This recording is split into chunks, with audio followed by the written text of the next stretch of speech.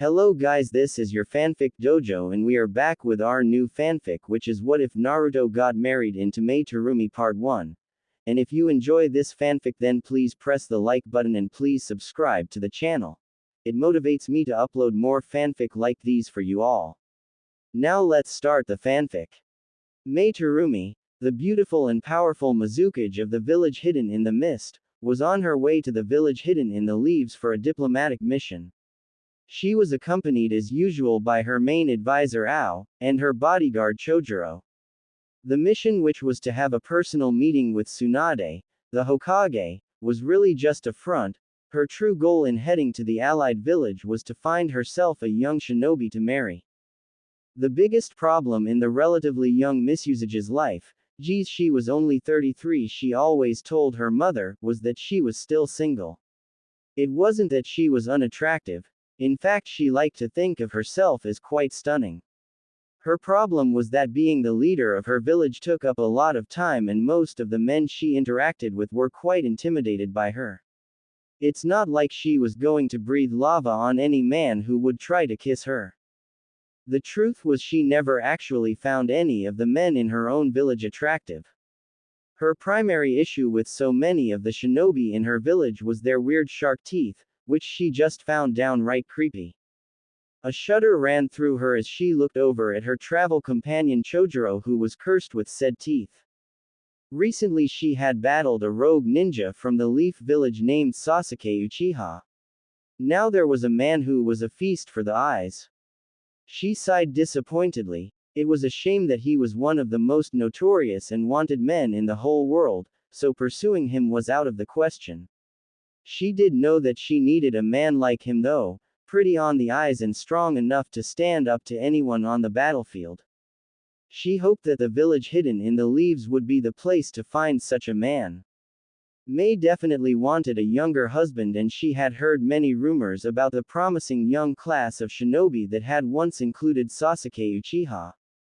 The fact was, most of the male ninjas she had encountered from the Leaf Village were very handsome, well, maybe with the exception of the ones with those strange Byakugan eyes. So she was quite excited at the prospect of being able to pick from an entire village full of them.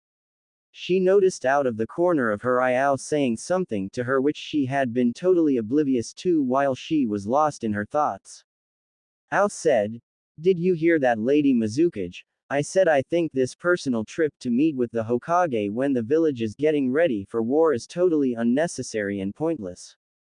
Mei saw the walls of the Leaf Village approaching on the horizon as she said to her annoying advisor, "I don't care what you think about this mission, and if I hear you say anything else about it before we get to the Leaf Village." She leaned in close to his ear for the last part and whispered, "I will kill you." She smiled as she saw the stunned look on his face. Naruto was incredibly glad that Granny Tsunade was out of her coma, but that didn't stop him from being annoyed at the lame D-rank missions he'd been constantly assigned to since she woke up. He was currently stomping towards her newly rebuilt office to complain to her about giving him some real ninja work. He was the village hero after all. He actually wasn't that annoyed, but he thought that it would feel good to burst into her office and scream at her about low-rank missions, and have her yell back at him just like much happier and peaceful times in the Leaf Village, before pain ravaged it. Naruto was hoping to get away from the village for a little bit though. He was super nervous about running into Hinata outside of a group setting. The two of them had not really talked about what happened during the battle with Pain when she confessed her love to him before sacrificing herself to save him. Naruto didn't know what he would say to her, or even really how he felt about the whole situation. He was just glad that Hinata's natural shyness had creeped back to the surface and she had not approached him yet. Naruto sighed and rubbed his hand through his spiky hair as his brain mulled over the Hyuga heiress. Throughout his entire life he had been solely locked into his crush on Sakura and never really thought too much about other girls. Recently though, Sakura had told him she loved him, what he always had wanted to hear, but he knew that there was some amount of hollowness in it. Hinata's confession, however, ringed with a truth and fierceness that he could not deny, not to mention that she was willing to die just for the slightest chance to save him. Naruto was still shocked that Hinata had such strong feelings for him. The two of them could not be any more different. She was the heir to the most influential clan in the village, whilst he was the outcast, cursed with a demon inside of him, shunned by so many for so long. He was loud and obnoxious and goofy at times, while Hinata was quiet and reserved and graceful, and beautiful. Now that he had been thinking more about her, he came to the realization that she really was beautiful. Her long luscious blue hair, her pale skin, the gentle lavender of her special eyes, her very shapely and firm breasts. He shook his head, cursing to himself, "Damn you pervy sage, making me think that about her," because even with all of the wonderful physical attributes she had, by far the most beautiful thing about her was who she was. She was so sweet and kind, but on top of that she could be a true warrior when she needed to be, and she was so fearless and loyal. He had told her this many times, and he had always meant it. Hinata Hyuga was amazing. This amazing girl was in love with him and he had no idea about what he was going to do. It kept mulling over and over in his head that the next time he saw Hinata he had no idea how to act around her. He had never kissed a girl, let alone had a girlfriend, but Hinata was in love with him, and he couldn't deny that he'd like to kiss her, date Hinata, but going from never having a girlfriend to something with such serious emotions behind it was unknown territory for Naruto, and he was pretty sure he'd be a lot less nervous battling a million ninjas than being alone on a date with Hinata. It was times like this that he really missed Jiraiya. He always felt like he could talk about anything with the old geezer, and even if he didn't get an answer, just putting it all out there would help clear out his mind. Like with this particular problem, he was certain that Jiraiya's advice would be straight from his Make Out Paradise series, and thus completely useless to Naruto. He could maybe try Kakashi-sensei, but that was nerve-wracking in its own way, not to mention also wrought with the possibility of more advice from the sleazy line of novels. He approached the doors of Tsunade's Hokage building and took a deep breath as he thought to himself, "Oh well, if I can't talk to pervy sage, I'll have to do the next best thing to clear my mind," yelling at Granny Tsunade. The two most powerful kunoichi in the world sat across the Hokage's desk, eyeing each other warily. At Mei's request, both her retainers and Shizune had been excused from the room so that she and Tsunade could speak together. A few minutes of intense staring, Tsunade finally broke the silence and said, "Well, as nice as it is that you came here personally to check on me, Mei, why don't we cut the bullshit and get to the real reason you came to the Leaf Village in such a hectic time?" The younger woman laughed at the bluntness of the question and replied with a little chuckle, "That's why they always liked you, Tsunade, straight and to the point, to hell with the niceties." Tsunade smiled back as she retorted, "Well, out with it then, it must be important for you to come all the way here personally." A slight blush appeared on the face of the Mizukage as she said, "Well, to be perfectly honest, before the war starts I want to really secure our alliance and arrange a political marriage between our two villages." Tsunade looked at her skeptically, as she snorted out, "Between whom exactly?" A mild amount of worry that Mei would suggest she marry one of their fish-faced shinobis, which if that was the case it would take every ounce of restraint she had to not punch the Mizukage to the other end of the universe. Mei spoke rather sheepishly, "Well, actually I was rather hoping to find a husband for myself here." Tsunade burst out in a full-fledged gut-busting laugh as she processed what the Mizukage had just said. Mei looked a little upset at the older woman laughing in her face, but ever the professional she shook it off and said, "This is no joke, Tsunade. What better way to truly broker an alliance between us than for me to marry one of your finer shinobi?" Tsunade smiled at the woman and said, "I bet your mother put you up to this. I remember her, she must be crazy having no grandkids yet." Mei sighed, surprised that the Hokage knew her mother and had pretty much hit the nail on her head. Her mother did not actually come up with this idea, but not having to deal with her nagging if she were to succeed in getting a husband was a definite perk. Tsunade kept smiling as she chuckled, saying, Well, if you really want a husband, I don't blame you for coming here rather than finding one at home. The men are much better looking here. Tsunade continued, I have no problem with this little personal mission of yours. I'm just going to let you know that I will not force any man into this political marriage, but if you find a man who is willing, I suppose I'll have to support such a convenient relationship to shore up the treaty between our villages. Let's have a drink to your good luck. Tsunade reached in her desk and pulled out a bottle of sake and 2 cups and poured them both a drink. They lifted their glasses and said a quick toast as Tsunade finished. I'll find you a nice guide to have the S-rank mission of escorting another cage around the village. Just as Tsunade finished saying that, the door to her office burst open and an all too familiar voice shouted, Oba-chan, I'm sick of all these crap missions you've been giving me, I need a real mission now, Granny. Naruto finished as his blonde spiky hair and long muscular body came into full view of the room. Tsunade stood up from her chair and screamed at the top of her lungs, how dare you interrupt me when I have such an important visitor? This is the last straw, punk. I'm gonna send you back to the academy once it's rebuilt. Mei's eyes took in the young man in front of her quite hungrily. When she first came here, she had hoped to snag someone who was dark and handsome like the Uchiha brothers. But now standing in front of her was the reincarnation of Minato Namikaze, the 4th Hokage, the most perfect male specimen she had ever seen. Years ago, when she had been a chunin, she saw the yellow flash of the leaf across the battlefield, and she had been mesmerized by his beauty. Now, so many years in the future, perhaps she would have her chance to snag the Adonis of a man who must be his son.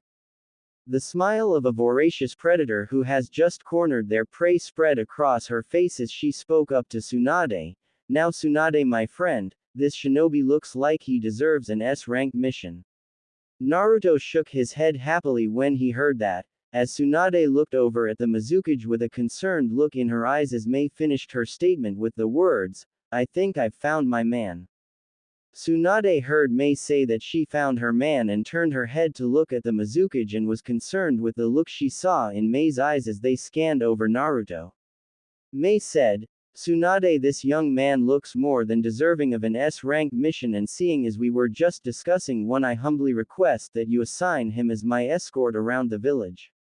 Naruto looked over at the red-haired woman that he did not recognize and said to Tsunade, well, I really would like an S-rank mission, but why is escorting her around the village S-rank? It seems more like a C-rank mission. I mean, I guess she's kinda pretty, but still she can't be in that much danger. Tsunade couldn't help but snort a little laugh at how oblivious Naruto was, and the stunned expression on Mei's face was also priceless. The words, kinda pretty, echoed in Mei's head. She was a very confident woman, but hearing this teenager saying that about her shook her to the very core. She was hoping that she could make Minato's son fall for her very easily, but he seemed totally unaffected by her presence. She hadn't really seen him look at her much, despite the fact that she was wearing an outfit that was very revealing and showed off a lot of her ample cleavage. Not to mention, kinda pretty, was not exactly the most flattering thing a woman could hear, but at least he did use the word pretty, so perhaps she could get him to fall for her.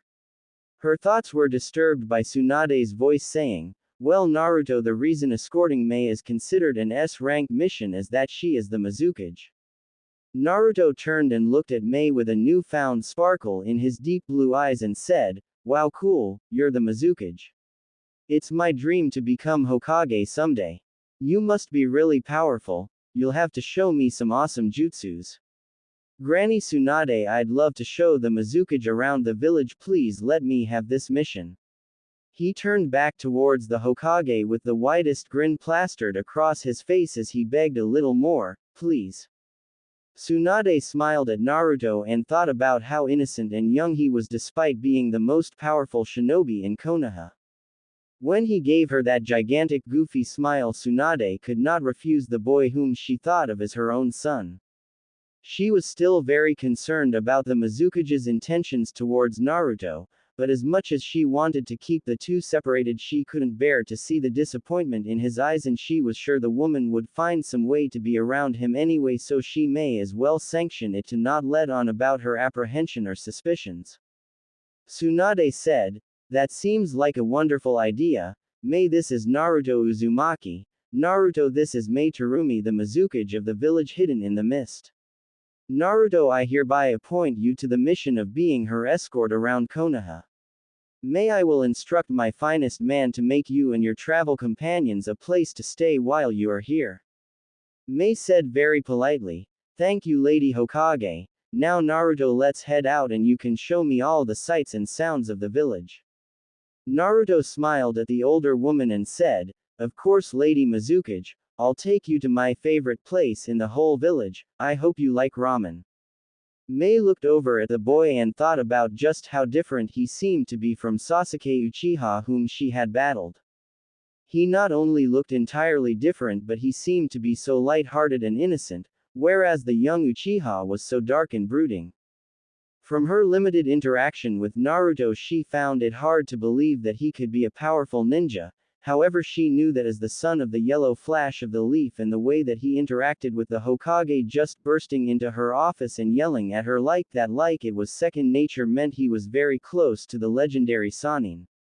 She had no doubt that there was an incredible amount of strength and power under all of his youthful innocence, and she could not wait to peel every layer back to fully expose the delicious young man in more ways than one. She laughed and said, "I don't eat ramen much, but I can't wait to try some if it's your favorite, and please Naruto, just call me May and not Lady Mizukage. I want us to be good friends." The unusual pair left Tsunade's office, and after they had been gone for a minute, the Hokage shouted for Shizune to come in. Shizune walked in and asked, "Yes, Lady Tsunade."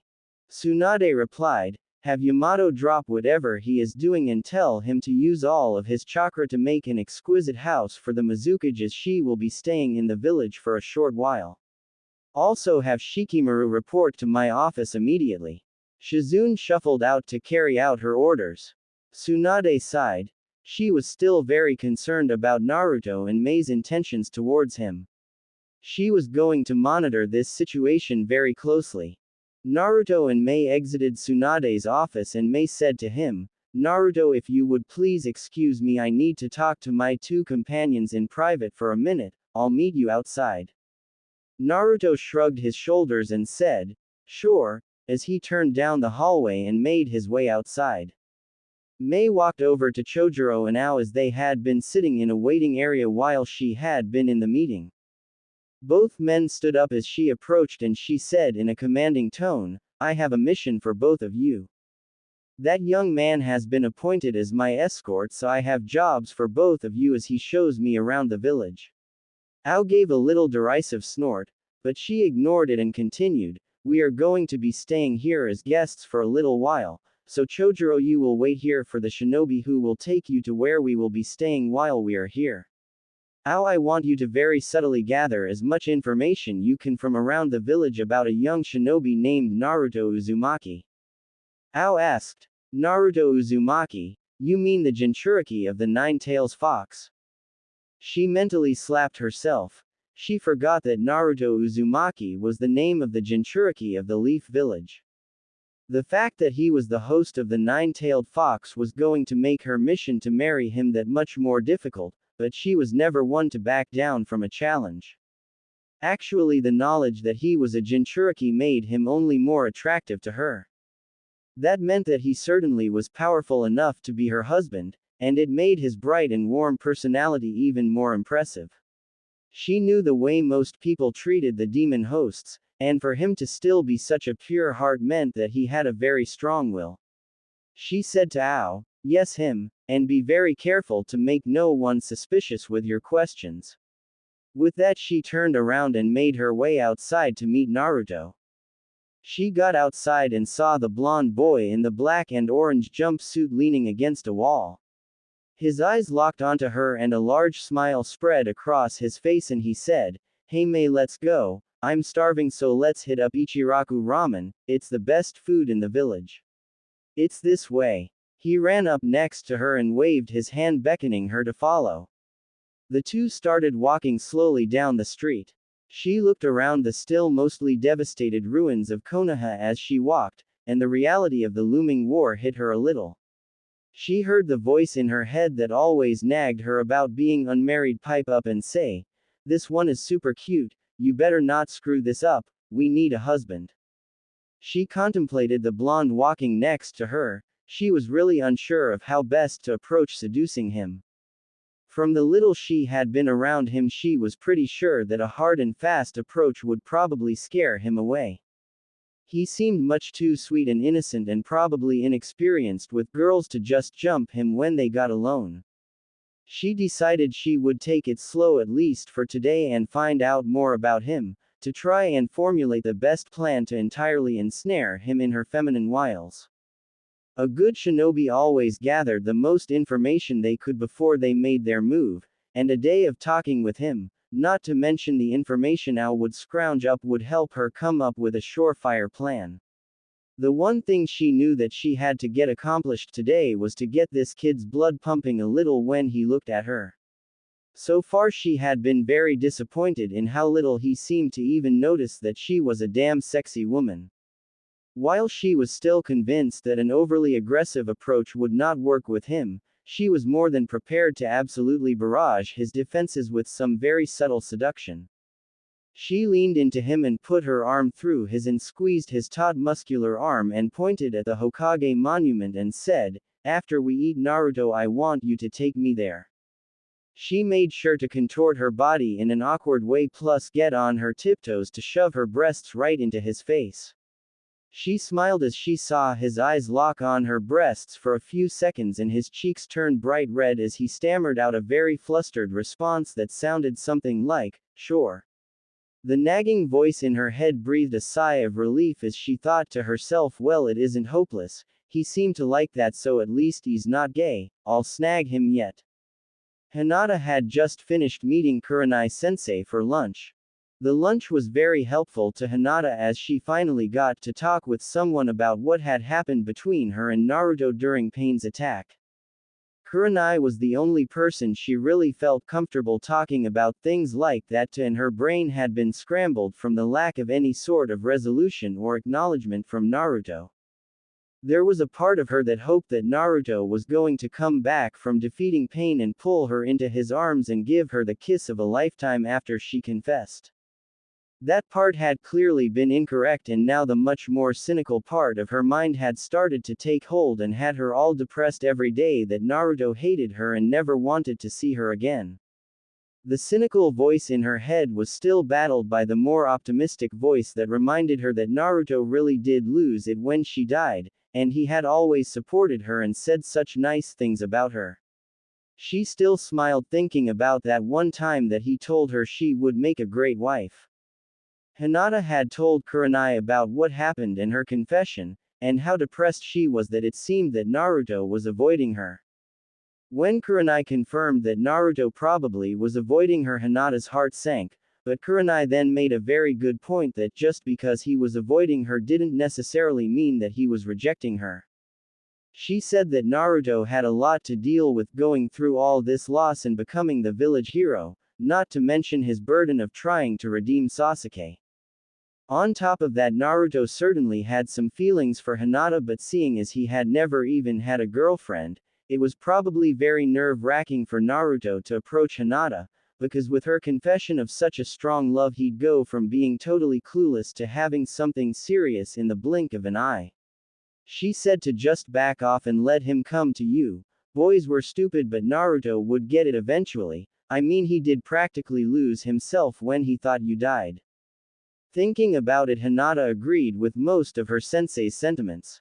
She was not as convinced that Naruto would come to be with her, but she did think it was best to give him time to mull it over in his blonde spiky head.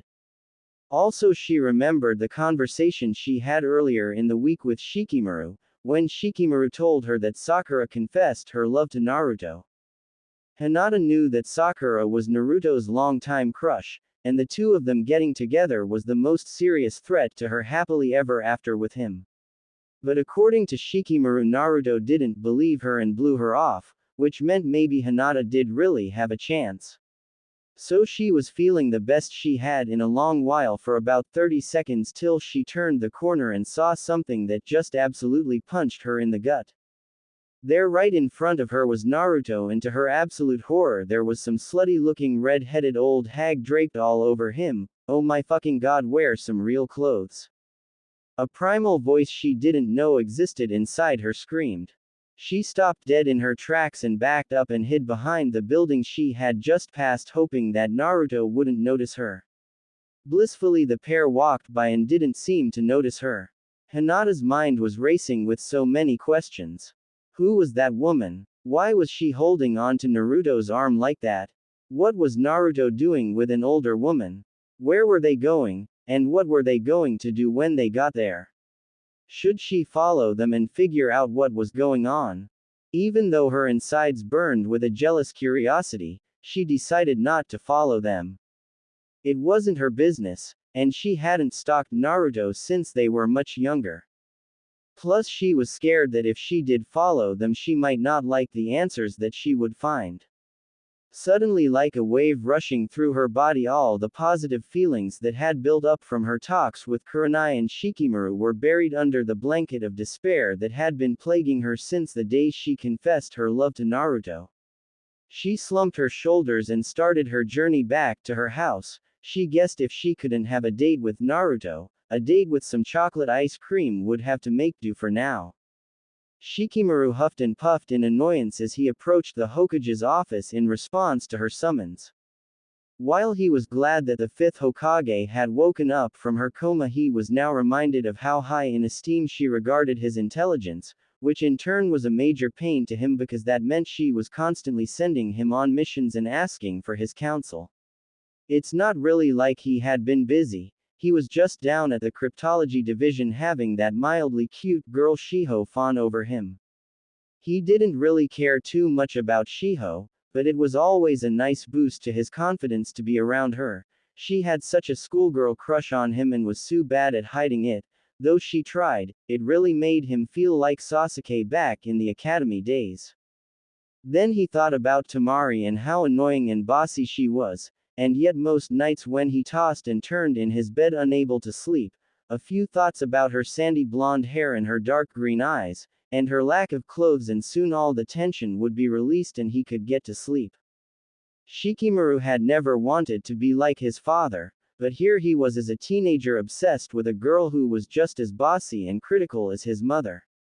He laughed to himself as he thought, I guess that's why genes are genes, as he knocked on the door to Tsunade's office that he had just reached. He heard the loud woman scream, "Come in." So he opened the door and walked into her office. She gave him a serious look as he entered and said, "Ah, good Shikamaru, just who I wanted to see. There is a very important matter I need to discuss with you.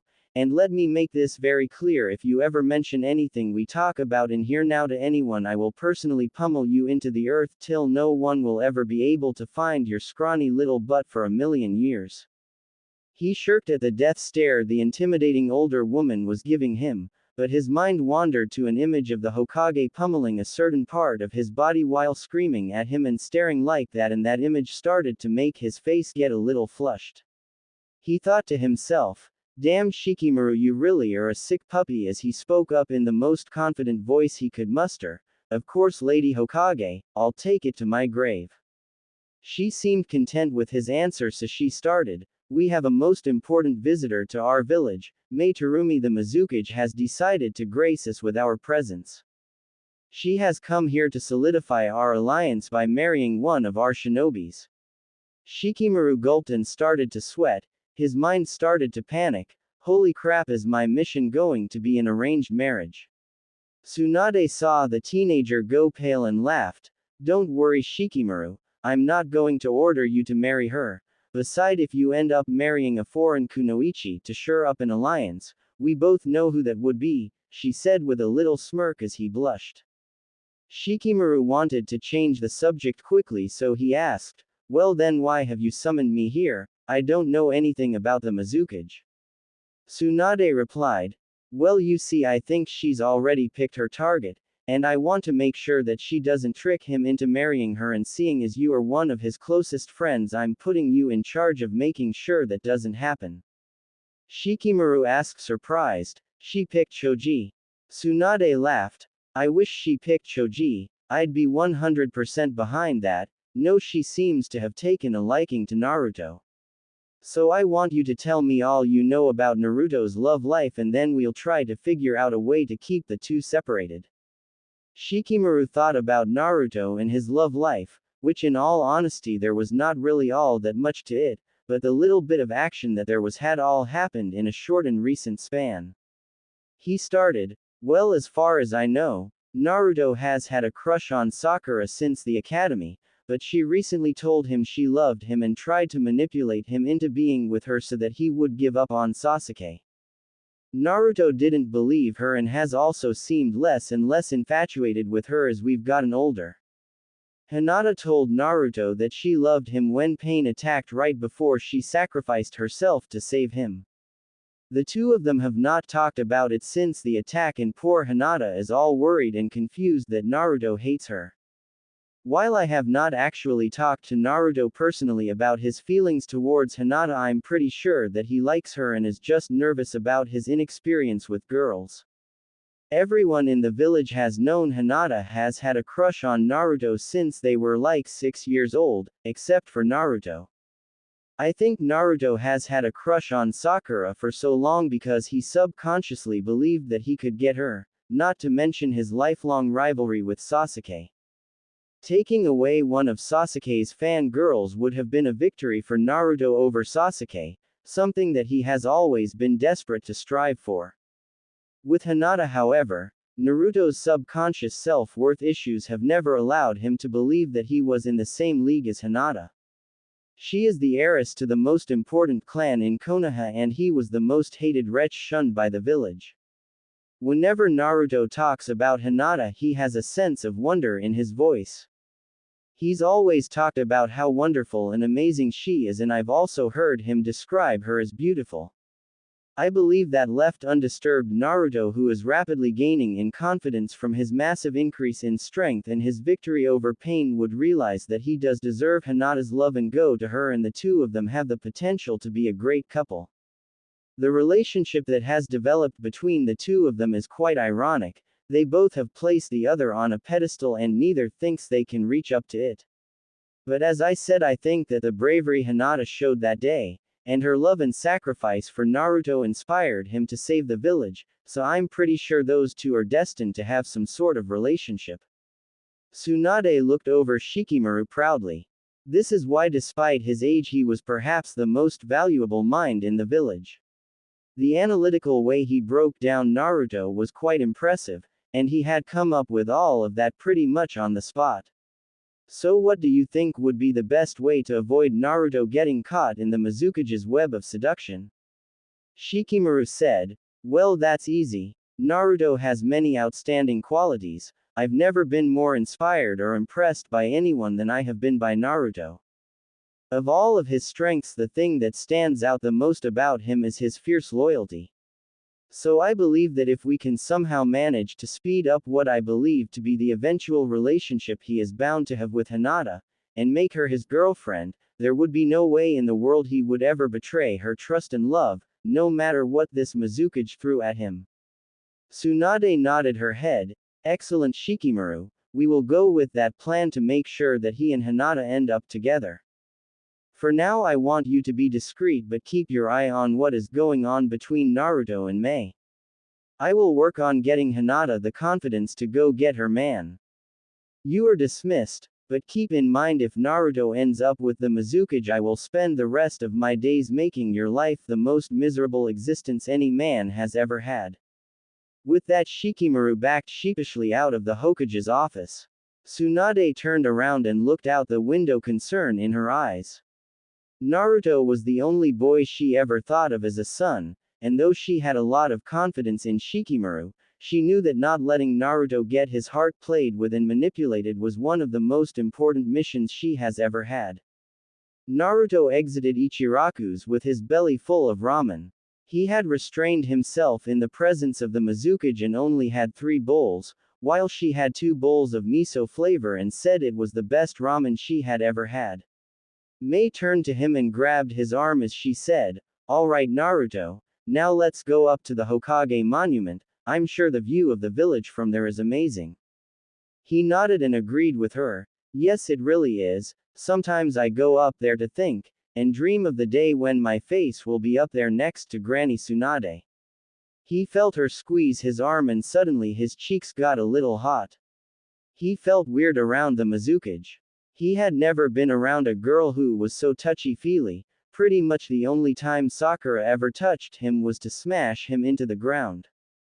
Mei said, "I'm sure you'll make a great Hokage someday Naruto," as she snuggled into him a little more. The two continued down the street toward the Hokage monument, drawing a lot of attention from the villagers.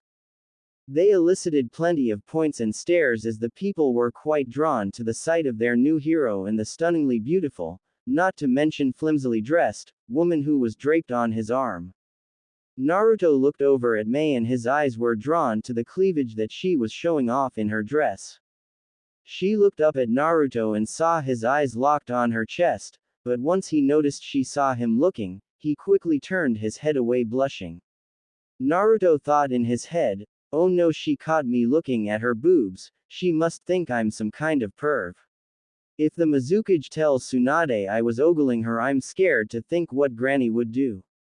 A picture of Tsunade standing over him screaming about him being no better than Jiraiya as she threatened to castrate him flooded his mind. Mei saw the embarrassment on Naruto's face and thought he was so cute. She decided to try and ease the tension, so she said, "So Naruto, tell me about how you saved the village from the Akatsuki's attack." He replied, "Oh well, it wasn't much. I fought Pain and eventually convinced him to abandon his quest for vengeance." Mei laughed and replied, "You make it sound so simple. I'm sure it must have been an impressive battle. From what I've heard, all of the Akatsuki are extremely powerful, so you must be quite the strong shinobi." Naruto said with a determined look on his face, "Yes, well, I've worked really hard. A lot of people have put their trust in me to save the world from the cycle of hate that it is trapped in now, and I'm going to do everything I can to not disappoint anyone. But I've still got a lot to do." His mind had drifted a little, thinking about Sasuke, and trying to keep the voices in his head that doubted if he could save his friend down. Mei looked at the expressions on the young blonde's face as his embarrassed shyness had been replaced by a much more serious and troubled expression. She initially was attracted to this young man because of how he looked and who his father was, but the more she spent time with him, she found herself being drawn in by the curious combination of inexperienced innocent teenager and man who was weighed down by all the troubles of the world being on his shoulders that existed inside Naruto. Naruto saw her eyes looking into his with a curious look in them, and she gave him a gentle smile. Suddenly Naruto was struck by just how beautiful she was. She may have been much older than him, but it didn't change the fact that she was one of the most beautiful women that he had ever seen. He watched her mouth start to move as she started to speak again. Unfortunately, the words she was saying were lost on him as his mind was focused on kissing those lips. He shook his head out of the daze he was in and said, "Sorry Mei, I didn't hear what you just said." Mei chuckled as she repeated her previous statement, "I said Naruto that you don't need to face this burden alone, all of us in the 5 great nations are going to fight alongside you and stop the Akatsuki." The two of them reached the top of the Hokage monument and Naruto said, "I like to go out on the head the 4th Hokage, he was my dad. I have a little blanket I hide up here, I'll grab it and we can sit on it and look at the village. The view was much better before Pain's attack, but now I like it more in a way because I can see the village coming back to life slowly, and every time I look down on it it's grown a little more." Naruto pulled a blanket out from under a secret rock, and walked out onto his dad's head and placed the blanket down as he sat down on it, and Mei came up next to him and plunked down on the blanket. She said, "Wow, it's a little chilly up here." She then grabbed his arm and put it around her shoulder as she cozied up next to him. Naruto smiled. He couldn't exactly explain, it's something about being up here with May and having his arm wrapped around her felt really good.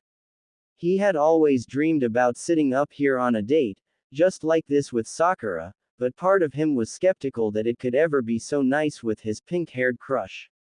The strangest thing about the two of them up on the monument was how much it seemed like the Mizukage was enjoying it.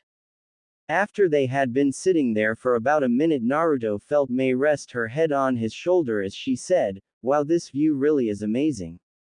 I don't often get simple moments like this being a cage, it makes you miss it. Thanks for sharing this special place with me, Naruto." Naruto didn't know too much about women, but he felt like he was getting signals from the older woman that she wanted this to be a date. But that couldn't be the case, she was way older than him, not to mention incredibly beautiful, and a cage. There was no way a woman like that would want to be out on a date with him, she was probably just happy to be relaxing, no matter who she was with. He squeezed her a little tighter, and she smiled as she felt the heat from the boy envelop her. May thought to herself that she could really get used to this. As every minute went by in his arms, she became more and more determined to make sure that she succeeded in her mission. Naruto said shyly, "It's no problem, May. I'm glad to share the beauty with somebody else. I'm glad you picked me to be your escort." She said, "So am I, Naruto." She gave him a little peck on his cheek and then giggled a little as she saw his cheeks turn bright red in response to her small sign of affection. Soon it was going to be time to up the ante in her little game of seduction, and she was looking forward to it. Shikamaru looked down on Naruto and the Mizukage sitting on a blanket on top of the Hokage monument. He let out an exasperated sigh. When he first got this mission, he figured it was going to be simple, that there was no way Naruto, who was pretty naive in the way of women, was going to get involved with an older woman. Now that he was here watching them, he was starting to worry. They seemed very comfortable together, and Shikamaru had to admit that when he heard the Mizukage was trying to seduce Naruto, he constructed a mental image of what she would look like, and he could not have been more wrong. Shikamaru looked at the stacked red head snuggling up next to Naruto and felt he was a little envious. He was sure that the woman was troublesome, but with a body like that, a little nagging might be worth it even to him. Shikamaru guessed that the woman had deduced that Naruto was inexperienced and that a slow approach to build his trust was the best way to woo him. He did worry that once she decided to kick it up a notch and get a more aggressive, that even Naruto would have a hard time fighting his more base urges. He would have to report to Tsunade that the two were getting close, and that she should pump up Hinata and get her to go after Naruto as soon as possible. Shikamaru made a shadow clone who he left to keep the two of them under surveillance and made his way back towards the Hokage's building. This really wasn't good. When he got to Tsunade's office, she was not going to be happy, and he could certainly expect some shouting. I mean, what is he supposed to do? Jump down and keep the two physically separated? His plan was to use Hinata to keep the two apart, and Tsunade said that she was going to take on that aspect, so really it was up to her to take care of it. Shikamaru rubbed the back of his head and knew that all of the logic in the world wouldn't do him any good in the face of an outraged Tsunade. How did he get stuck with such troublesome duties, and on top of it all he was going to have deal with Temari, as that Kunoichi was due in the village any day now. Whenever that sandy-haired vixen was around, she was always hanging around him, and he was sure that she would be curious about why he had to follow around Naruto. Then she'd nag and nag him till he eventually spilled the truth, and then Tsunade would kill him. Ugh! He groaned out loud as he thought, "Man, Hinata, I really hope you can come through for me and make it easy by snagging Naruto." May and Naruto spent a few hours talking and getting to know each other on top of the monument. Eventually the sun set and it was early evening, so the two of them made their way to the house that had been set aside for her and her companions to stay in while she was in Konoha. Once they reached the front door, May said, "Thanks for today, Naruto. I'm looking forward to our date tomorrow morning." She pulled him into a hug and gave him a quick peck on the cheek. She then finished with, "Good night, see you tomorrow." With that she went into the house and closed the door behind her. Naruto stood there looking at the door with a stunned expression on his face, as he thought nervously to himself, did she just say date? Mei was in her room at the house Tsunade had set aside for her stay in Konoha. Ever since Naruto dropped her off, Mei had been wrestling with a strange mixture of disappointment and nervous excitement. She spent the hour immediately after their separation picking out the outfit she was going to wear when he met her in the morning. She felt kind of silly being so worked up after just one sort of date with a teenager, but she also felt refreshed and happy that she could still get these feelings of infatuation. Since becoming Mizukage, her life had gotten much more interesting and exciting in many ways, but the romantic part was a sad casualty. Ao had suggested she marry some rich sibling of one of the feudal lords years ago, and that arranged date had been a disaster, as not only was he like 15 years older than her, but he was also disgustingly fat. That was the closest she had ever come to killing her advisor like she has so often threatened. Mei flopped down on the bed as her mind continued to fixate on Naruto. Here she was, one of the most powerful shinobi in the world, lying on her bed like a giddy schoolgirl, her mind awash, drowning in a giant pool of blue orbs nestled on a certain blonde's face. She smiled as she thought of his silly grin, and how cute he looked when he was shy and nervous around her. She had spent the last few years having the romance part of her brain completely shut down, and now it seemed like it had kicked immediately into overdrive. She knew that while tomorrow would be fun, it was going to take every ounce of restraint she had to not jump him on the spot once she saw him in the morning.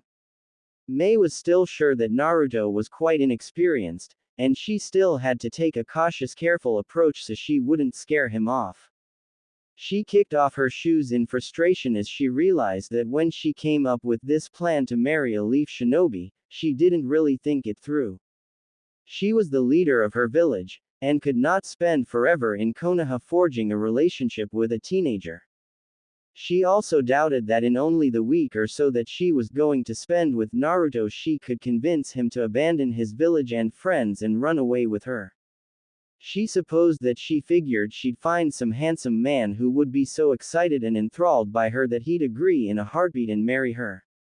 She was sure that she could do that still, but now that she had met Naruto, no other man would do for her. If only it were as simple as she wanted it to be. Drag Naruto up into her room and shackle him to the bed and ride him day and night for a week until he slipped into a sex coma and mindlessly followed her home to Kurigakure.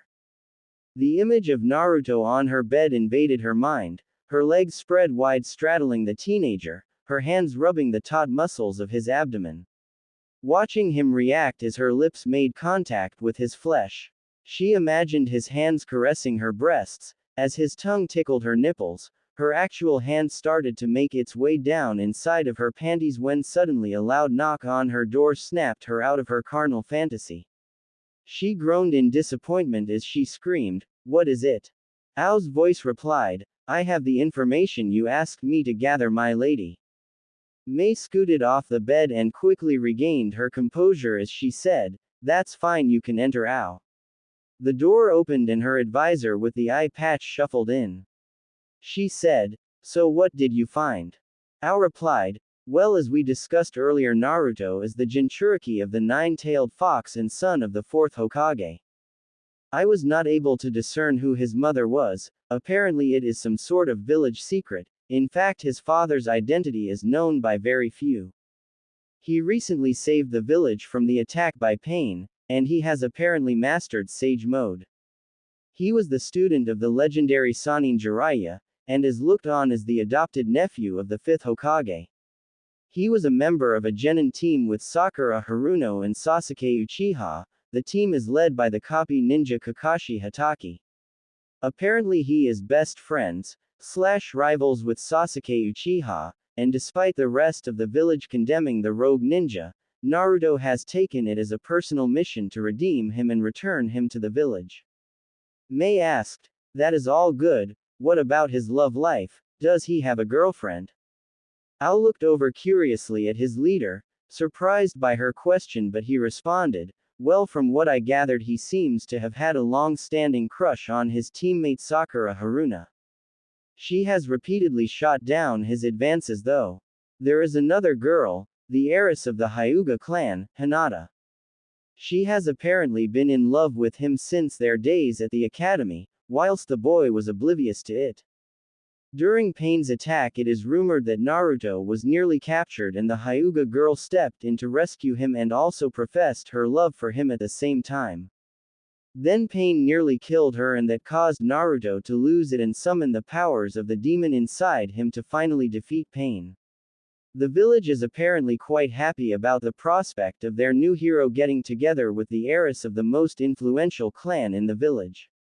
He noticed a very subtle look of concern cross her face, and that made him even more curious as to her intentions towards the blonde boy. Mei stared off into space and said, "Thank you, Ao, you can leave now." Ao bowed his head and replied, "Yes, my lady," as he backed out of the room and closed the door behind him.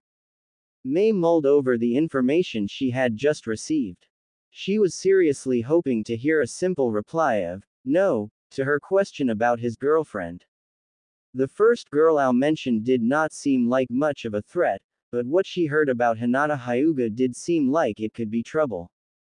A confession of love in a life and death moment, that carried a more intense weight than anything she was hoping to deal with. Apparently she was going to have a serious rival for Naruto. No matter, there was no way she would lose out to a teenage girl with creepy white eyes. She remembered she had one more thing to deal with before she was going to go to bed, so she put on her shoes again and left by the window, not wanting to alert her retainers she was out of the house. Hinata lay in the dark on her bed. She wasn't trying to sleep, she just didn't want to deal with anything or anyone at the moment. She still had a nauseating feeling in her stomach from what she saw earlier in the day on the street. The image of Naruto and the slutty redhead arm in arm had been running in a constant loop through her head all day and night. She regretted her decision to not follow the two of them to wherever they were going. Then a minute later she was glad to not know what happened to them, because if her worst fears ever became truth, she didn't know how she would handle it. A fierce battle of her thoughts had been waged in her mind just like that since she saw Naruto with her. Hinata had watched Naruto from afar for years now, but now that the cat was out of the bag about her feelings, watching him was so much more painful.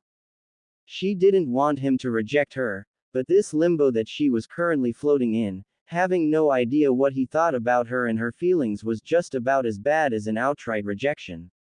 She was angry at herself for feeling like this. It's not like Naruto was her boyfriend, and on top of that she hadn't actually seen him doing anything with the older woman. Still, the way they looked snuggled up close like that couldn't be good.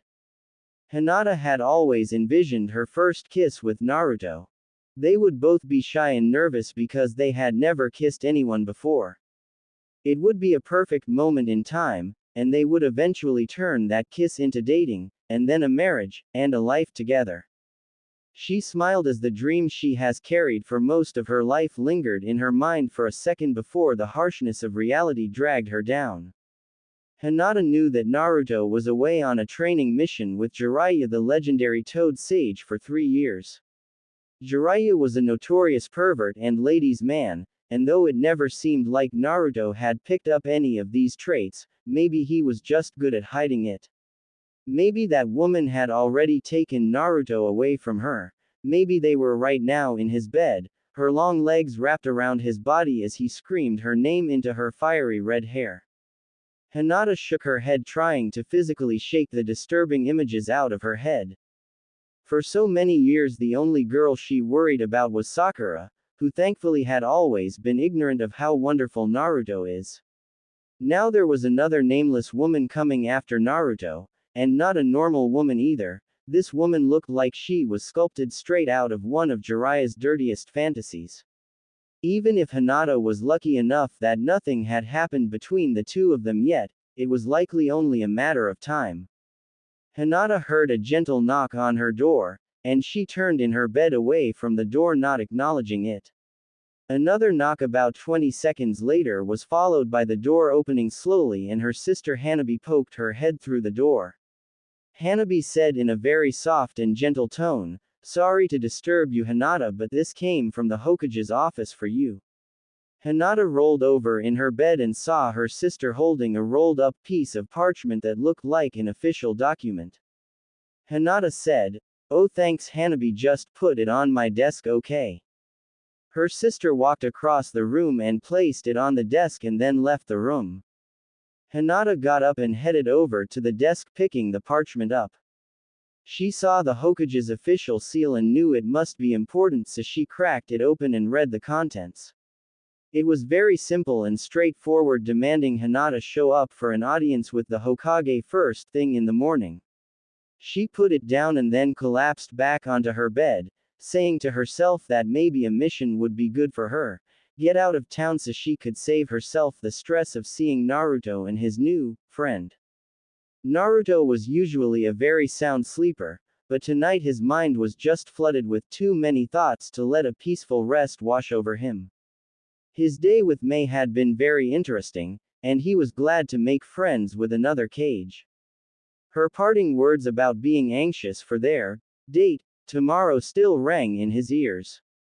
He still found it hard to believe that a woman like her would want to have anything to do with him like that, and was convinced that she meant the word date in a very neutral fashion. There was another voice in his head that had been getting louder and louder the longer he tossed and turned in his bed that had quite the contrary opinion though. It kept screaming that all the signs were there that she wanted it to be a date. Naruto knew very little about women, and he was well aware of that fact. He knew that he could very easily be misreading things, but even if he did misread them, he couldn't deny that there was definitely something there. Whenever he had seen pervy sage around women who seemed to like him, they were always hanging on his arm and touching him. Naruto rubbed his arm and thought about how for hours Mei had either been holding it or wrapping it around herself almost constantly. Naruto chuckled as he thought of the expression Jiraiya would have made if Mei had been holding his arm like that. It probably would have been worse than the first time Naruto and Konohamaru had cornered him and showed off their newest collaboration jutsu, the super ultimate harem jutsu. His laugh subsided as the nerves of what it meant if she really did mean tomorrow to be a date hit him. Naruto couldn't deny that Mei was incredibly pretty. She had colorful hair, something he always found very attractive, not to mention her green eyes, which were just about perfect. Orange had always been his favorite color, but the one exception to that was in women's eyes. He loved green eyes like Sakura's and now like Mei's. Though he did have to admit that he had never seen a woman with orange eyes, and if he ever did, he was pretty sure it would be damn sexy. He could see himself brushing that bang she covered half her face with out of the way and both of his eyes locking on hers as he gently cupped her cheek and leaned in to capture her pretty pink lips with his own. Thinking about her in this way sent a wave of nervous energy rushing through his body. It was times like this that he really wished he had followed Jiraiya's advice on their trips together and hooked up with a girl. Even if he was right and Mei did want him to make a move on her, she was like 30 and had probably been on millions of dates, how was he not going to totally embarrass himself? What if he was a terrible kisser, or what if he was really good and she wanted to take things further? His body got extremely excited at that prospect as he remembered how incredible her breasts looked in that dress. The thought of them without the dress and being within the reach of his hands almost completely blew his mind. But then what if he did totally misread the situation, and he made a move and she killed him and then turned him into Tsunade for being a perv? Naruto flopped around in exasperation for about a minute thinking, man, woman make things so screwy. Then his mind wandered to the other woman who was complicating his life, Hinata. He still had barely talked to her since she told him that she loved him and sacrificed herself for him. He felt bad thinking about another woman while leaving things so unsettled between them, but there was nothing he could do. He was still very unsure about how to handle her, and being sidetracked by this whole Mei situation certainly hadn't made things any easier. The best thing would probably be to just ignore Hinata for a few more days, deal with Mei for as long as she was around, and maybe he could use whatever happened between him and Mei, if anything did, to help him sort out his feelings for Hinata. He laughed at himself. That sounds like a terrible idea, but it was the only one he had at the moment, so he was just going to have to run with it.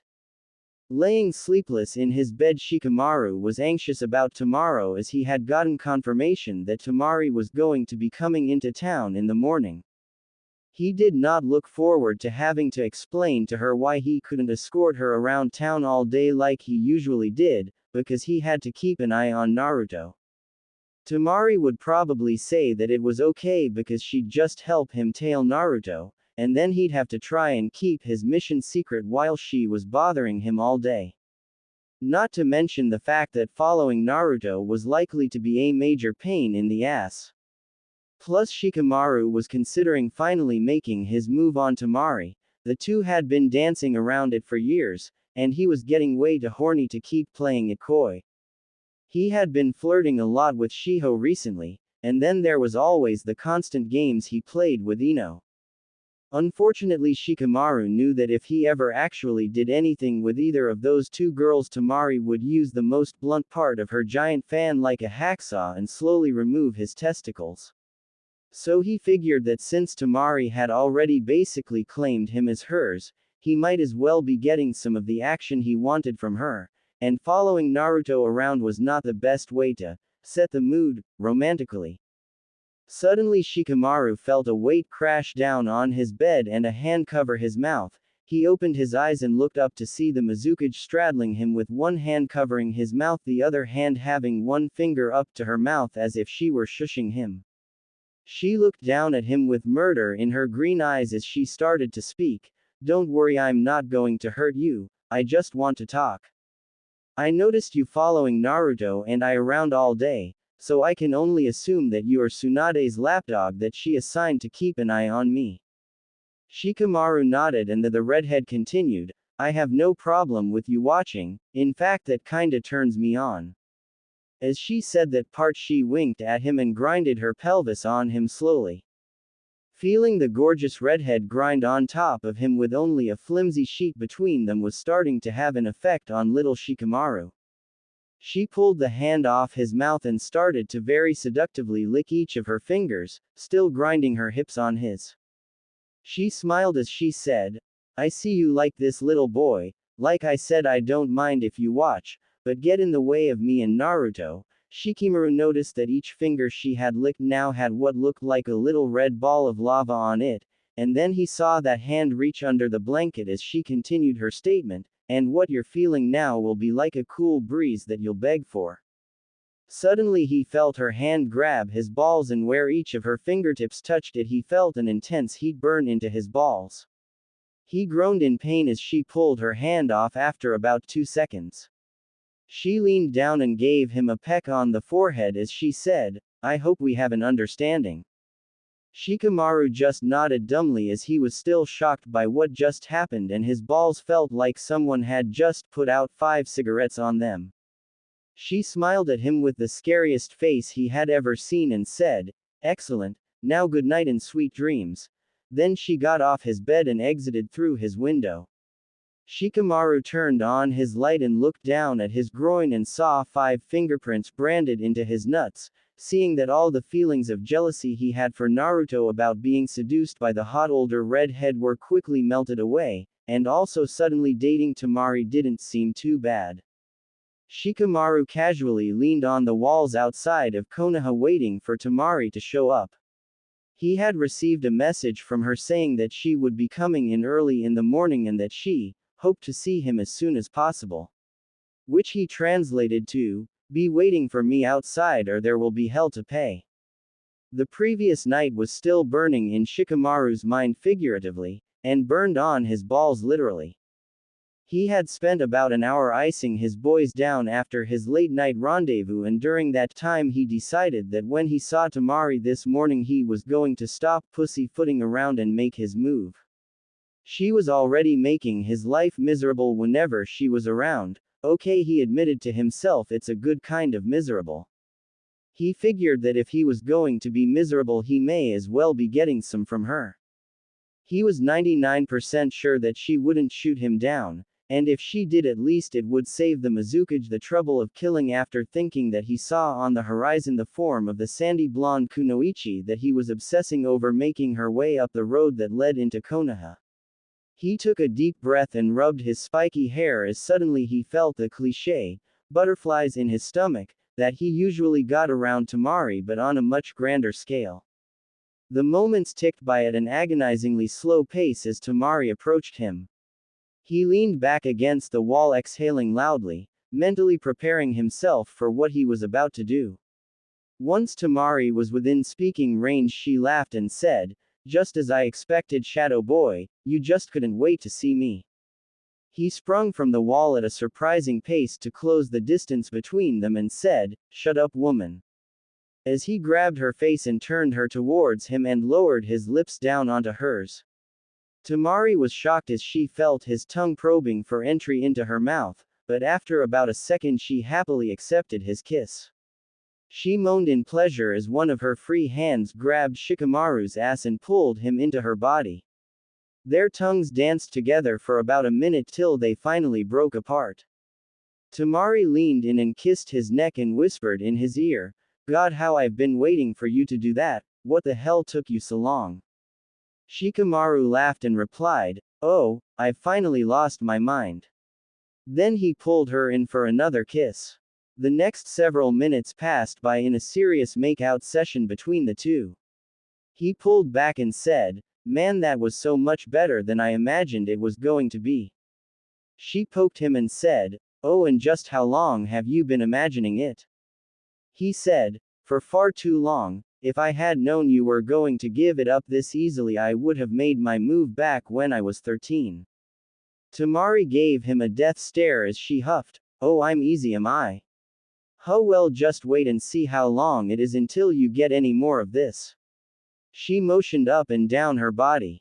He laughed as he wrapped his arms completely around her and pulled her face right into his and smiled a confident smile as he joked, "You and I both know there's no way you can deny me."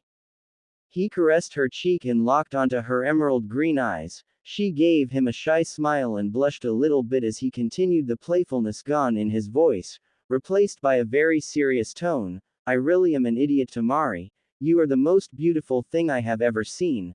I don't know what took me so long, but I want to make up for every second that we've wasted." His lips greedily crashed down on hers again as they lost themselves in another kiss. She pulled back and said in a flustered voice, "God, Shika, how did you get to be such a good kisser?" Her eyes darkened as she started to say, "You haven't been pracked." She was cut off by another kiss of his. He replied, pulling back, "Shish, Temari, don't worry, I only practiced with Choji." Then he shot her a ridiculous grin. She couldn't help but laugh at the absurd statement and quickly retorted, "Well then maybe I'd better go see how good he's gotten." Shikamaru wrapped her tightly into a hug and whispered in her ear, "Nah, that's not going to happen. Now that I've got you, I'm not ever going to let you go." He squeezed her tight and Temari felt a rush of excitement at the possessive tone in his voice. She had never been so happy in her life. She was the sister of the Cage and presented a tough as nails image to the world. Well, it wasn't really so much an image as she really was just as strong as her Jonin status would suggest. Still inside of her there was a young woman who had longed for a moment like this, and for some reason she didn't fully understand. For years now in these girlish fantasies the hero was always the lazy shinobi who was now holding onto her like they were the only two people in the world. She rested her head on his shoulder and let out a contented sigh. She had always enjoyed the antagonistic and flirtatious nature of the relationship between herself and Shikamaru. The tension created by their pent-up desires being buried always made being around him feel so electric, but now she couldn't wait to see what kind of sparks would be created when they both let those desires bubble fully to the surface. She whispered in his ear in the most seductive voice she could muster, "Let's take this to your bedroom, Shikamaru." He groaned and replied, "Well, Temari, as much as I want to, and Lord knows I want to." Little Shikamaru standing at full attention despite the recent ball torture incident was testimony to that. Unfortunately, I'm in the middle of a very annoying mission right now, and if this were any normal sort of mission I'd blow it off, but Lady Tsunade gave this to me personally, and if she ever found out I blew it off to do that, well, let's just say our first time would also be our last. Temari looked over at him, kind of concerned, curious about what kind of important mission this could be. She asked the obvious question, "What kind of mission is it? Can I help?" He replied, "Well, I don't really need your help, but you're more than welcome to tag along as I'm sure it's going to be incredibly tedious and boring." She looked at him still confused about the mission and asked, "So what exactly is it then?" He shrugged and answered, "Oh, I just have to follow Naruto around town and make sure he doesn't run off and marry the Mizukage." Temari laughed at his answer, but then noticed the quite serious expression that he was still sporting. She replied, "You're serious? The Mizukage is in town and is after Naruto?" He nodded his head. She thought about it for a few moments and said, "Wow, I feel sorry for Naruto, she can be kind of scary when she wants to." Shikamaru replied with a nervous laugh, "Oh, believe me, I'm well aware of that." Hinata stood outside the door of the Hokage's office wondering what sort of mission she was going to be assigned. Shizune opened the door and said to the Hyuga girl, "Okay, you can come in now, Hinata, Lady Tsunade is ready for you." Hinata walked past the assistant to the Hokage and walked into the room to see the older woman sitting at her desk. Shizune exited and closed the door behind her. Hinata stood in front of the Hokage's desk, eyes to the floor as she said, "Hello, Lady Hokage, do you have a mission for me?" Tsunade looked over the young pale girl in front of her and couldn't help but admit that she was a little skeptical of Shikamaru's plan. Hinata at times was a good ninja, and if what Tsunade had heard was true about her standing up to pain, then that showed maybe there was the potential for much more.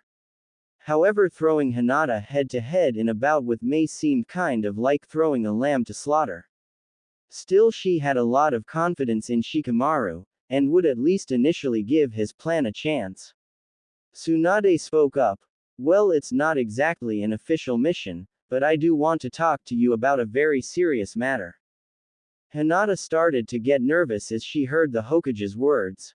Tsunade continued, "I want to talk to you about Naruto, and what happened during Pain's attack, and what you plan on doing about it from this point on." Hinata groaned on the inside. She felt embarrassed enough about the situation. Talking to the Hokage about it was absolutely mortifying. Tsunade kept going. "First, is it true that you saved Naruto from Pain, and then told him that you loved him?" Hinata nodded her head and then meekly answered, "Well, I didn't exactly save him, but I did confess my feelings." Tsunade looked at the girl a little proud and a little sad and asked, "Well, what did Naruto say?" Hinata replied, "Well, with the village being rebuilt and all, we haven't really gotten a chance to talk. Plus, he's been running around town with some tramp," she finished to herself in her head. Tsunade measured the girl in her eyes and decided that if she was going to get Hinata to take any kind of action, she was going to have to light a major fire under the girl's ass. Tsunade started into her. "Well, Hinata, I don't know if you are aware of this, but that boy who you are supposedly in love with is currently being targeted by the Mizukage of the village hidden in the mist." Hinata looked horrified. She just saw him yesterday. Surely he can't be hurt. She tried to console herself. She asked, almost afraid of the answer, "He's not hurt, is he?"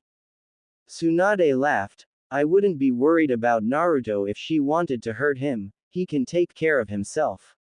Hearing Tsunade say the word, "she," made something click in Hinata's mind. Could that woman she saw yesterday be the Mizukage? Tsunade continued, "No, the Mizukage has quite the opposite in mind. She wants to marry him."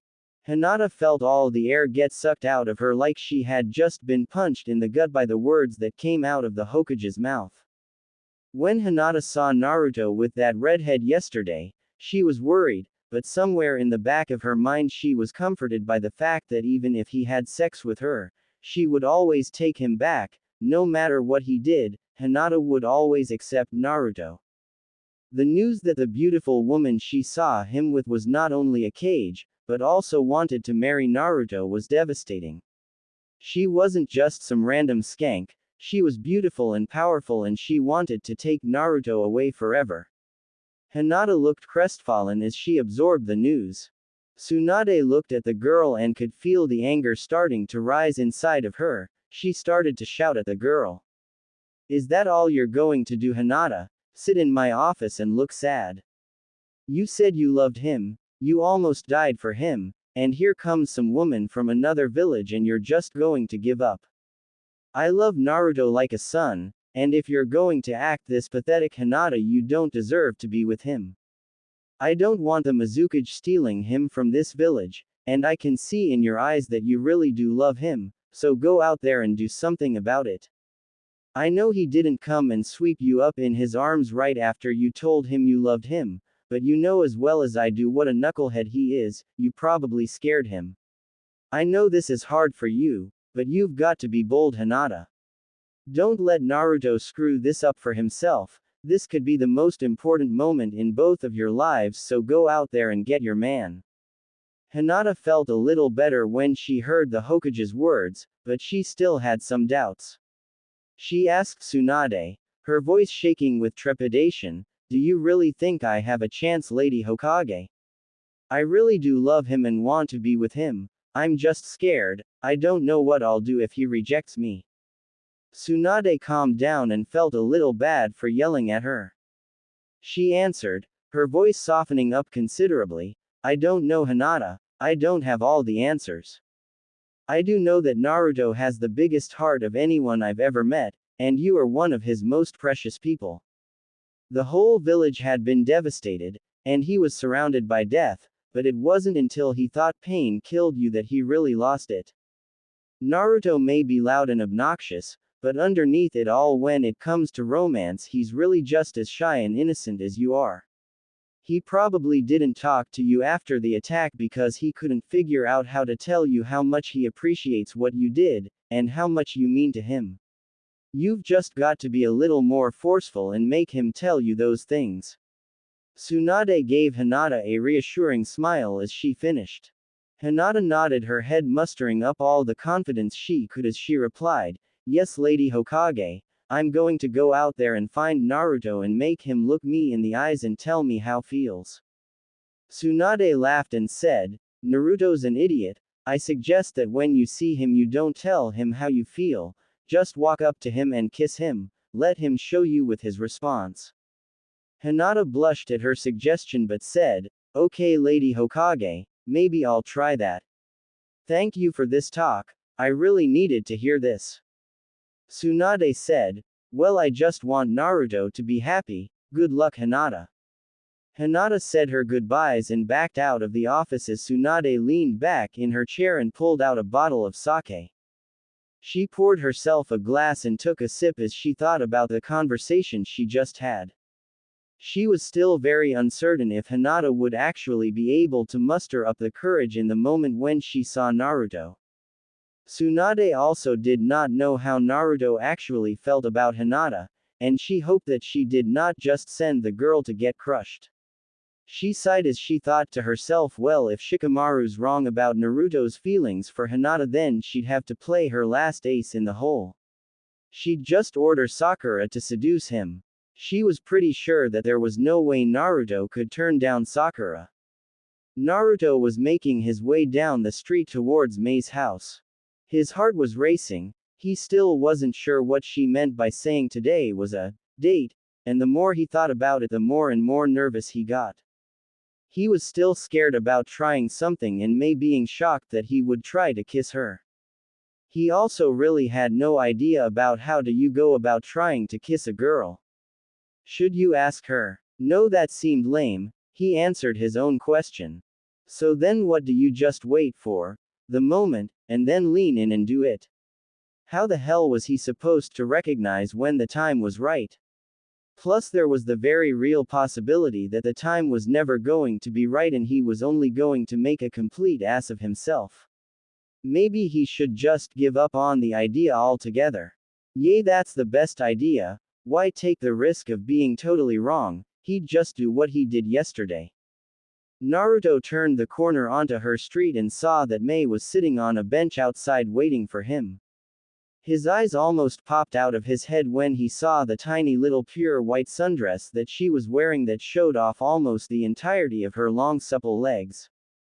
Not to mention the way it bunched up around her breasts, showing off just how enormous and delicious they looked. She turned her head towards him and smiled large as she got up and approached him. Suddenly the voice of his teenage libido started shouting in his mind, I don't care if we have a 1 in a million chance, there is no way I'm letting you wuss out on us.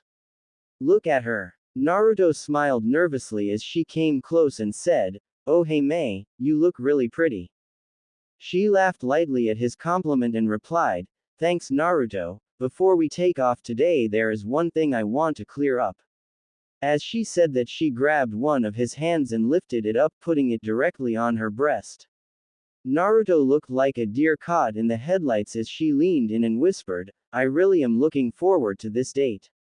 Then she kissed him as deeply and passionately as she ever has any man in her entire life.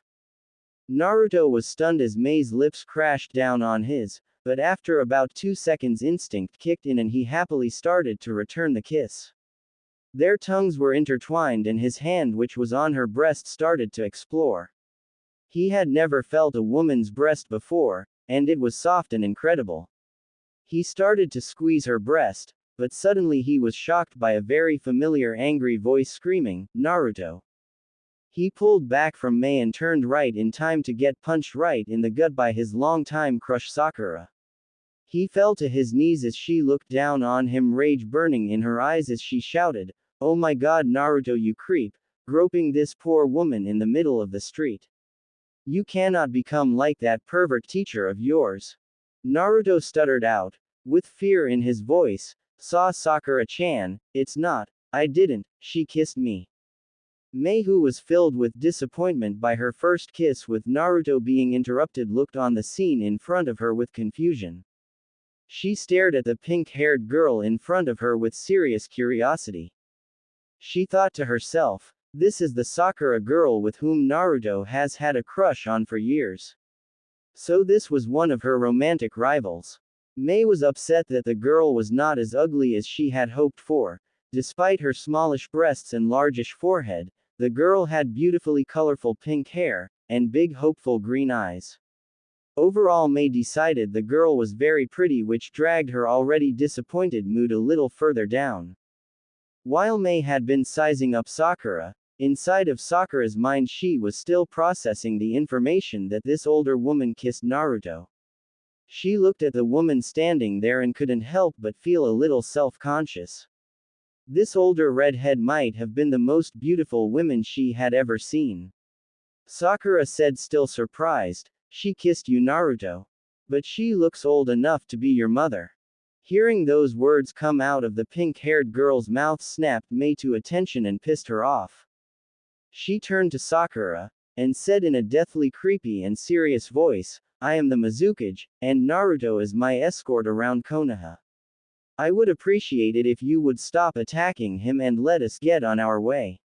Sakura, is it? I'm sure Lady Tsunade would not be very pleased to find out one of her ninjas was harassing a cage of another village. Mei would have loved to boil this girl in lava, but being in an enemy village she had to stay civil, much to her chagrin. Sakura was becoming even more confused. This woman was the Mizukage and she was kissing Naruto. What the hell was going on here?